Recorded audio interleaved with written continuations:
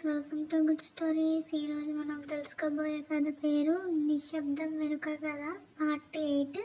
ఈ పార్ట్లో మరుసటి రోజు ఉదయం 6 ఒకేసారి లేచారు.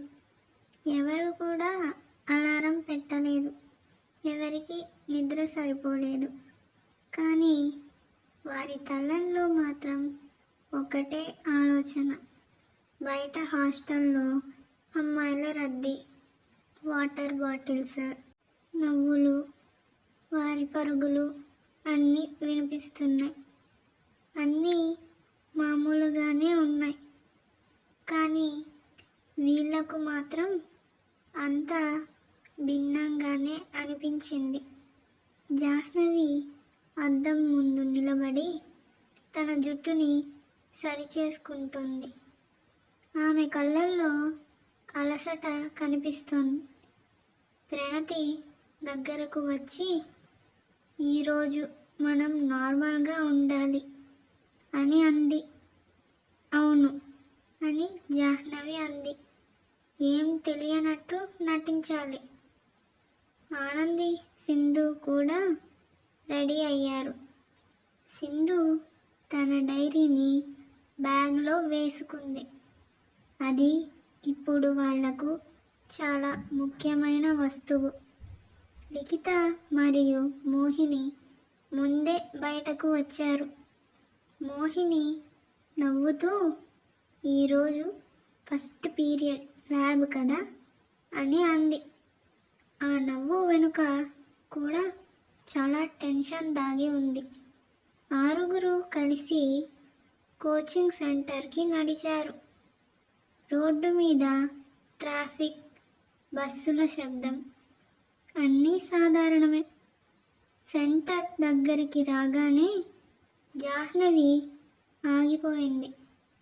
టెర్రస్ వైపు చూసింది. ఏమీ కనిపించలేదు. ఏం చూస్తున్నావు అని ప్రణతి అడిగింది. ఏమీ కాదు అని జాహ్నవి అంది. కానీ ఆమె మనసు మాత్రం అక్కడే ఉంది. క్లాస్ మొదలైంది. టీచర్ కంప్యూటర్ గురించి చెప్తున్నారు. అందరూ నోట్స్ రాసుకున్నారు. జాహ్నవి మాత్రం గమనిస్తోంది. ఎవరెవరు లోపలికి బయటకి వెళ్తున్నారు, ఎవరు ఎవరితో మాట్లాడుతున్నారు అని. కొంతసేపటికి ఆఫీస్ వైపు నుంచి ఒక స్టాఫ్ బయటకి వచ్చాడు. అతను టెర్రస్ వైపు చూసి తల ఊపాడు. అసలు అతను ఎందుకు ఊపాడు, ఎవరికి ఊపాడు అర్థం కాలేదు. సింధు అది గమనించింది. ఆనందికి ఒక కాగితం మీద ఇది చూసావా అని రాసి చూపించింది.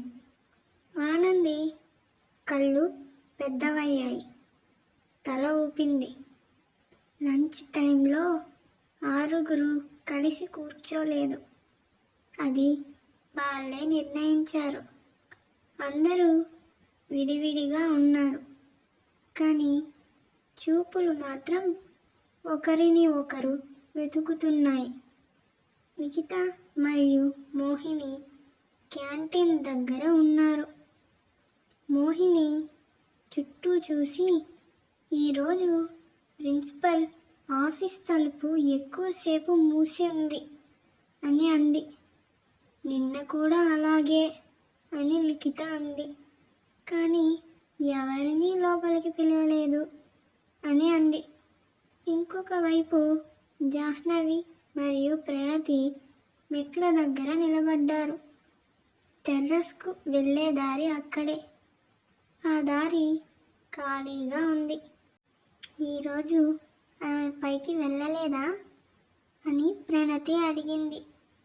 ఇంకా కాదు అని జాహ్నవి అంది. సాయంత్రం అవుతుంది.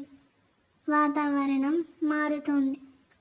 ఆకాశం మబ్బులతో నిండిపోతోంది. క్లాస్ ముగిసిన తర్వాత 6 బయటకి వచ్చారు. అందరూ వెళ్ళిపోయాక కూడా వాళ్ళు కొద్దిసేపు ఆగారు. అప్పుడే టెర్రస్ వైపు తలుపు తెరుచుకుంది. ఎవరో లోపలికి వెళ్ళినట్లు అనిపించింది, కానీ ఎవరో స్పష్టంగా కనిపించలేదు. చూసారా అని సింధు నెమ్మదిగా అంది. అందరూ తల ఊపారు. ఈరోజు మనం ఏమీ చెయ్యం అని జాహ్నవి అంది. కేవలం గుర్తుపెట్టుకుంటాం అని అంది. హాస్టల్కు తిరిగొచ్చాక మళ్ళీ ఒకే గదిలో కూర్చున్నారు. సింధు డైరీ తెరిచి ఈరోజు జరిగిన చిన్న చిన్న విషయాలను అన్నీ రాసింది. ఇవన్నీ కలిస్తే ఆనంది అంది. ఏదో ప్యాటర్న్ ఉన్నట్టు అనిపిస్తోంది అని అంది. మోహిని నెమ్మదిగా అవును, కానీ ఇంకా స్పష్టంగా ఏమీ లేదు అని అంది. ఆ రాత్రి కూడా ఎలాంటి శబ్దాలు లేవు, లైట్లు కూడా ఆఫ్ కాలేదు.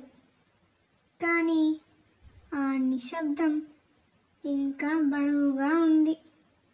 ఎందుకంటే ఇప్పుడు వాళ్లకు తెలుసు, సమాధానాలు ఒకేసారి రావు, నెమ్మదిగా బయటపడతాయి. మరుసటి రోజు ఇంకా కొత్త సంకేతాలు తీసుకురాబోతుంది. Thank you for watching.